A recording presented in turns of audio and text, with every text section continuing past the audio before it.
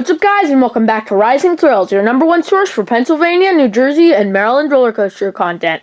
In this video, I will be starting my new series, 30 Days of Coaster Reviews, and today I will be reviewing Jolly Rancher Remix at Hershey Park.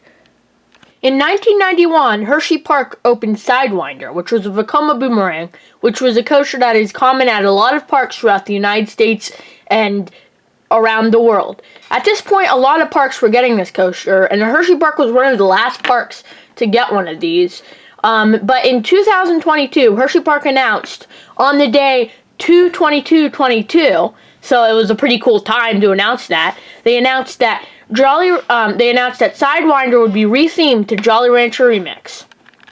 When Sidewinder was rethemed to Jolly Rancher Remix, a lot of people were predicting that, all of the other coasters at Hershey Park, or at least a few of them, would be rethemed to candy products, but it hasn't happened. People were saying, Storm Runner would become Kit Kat Dash, and before they announced Wildcat's Revenge, people were thinking, maybe Wildcat's Revenge will be like Twisted Twizzlers or whatever, but they didn't do that.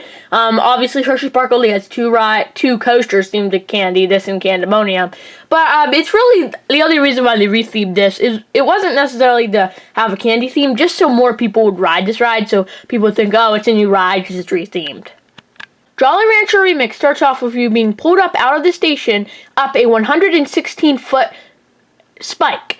And then once you get to the top of that spike, you get dropped, you go through the station, you go through a cobra roll, and then you go through a tunnel. This is what is different from every other Vekoma boomerang, because it has a scent tunnel. So basically, when you get to the top of the spike earlier, it would say, you have cherry, you have watermelon or whatever. And then when you go through the tunnel, you smell that scent of that candy, and then there's fog and stuff.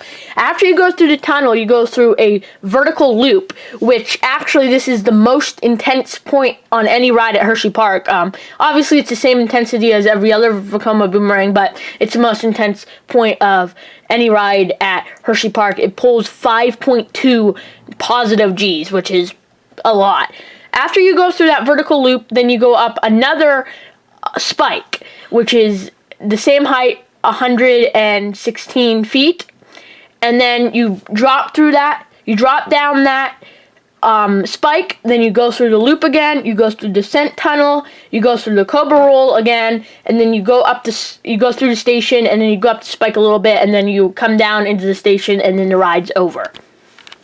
So for my final rate for this ride, this is a very cloned ride. It's at a lot of different parks, but it still is a fun ride. I definitely enjoyed it.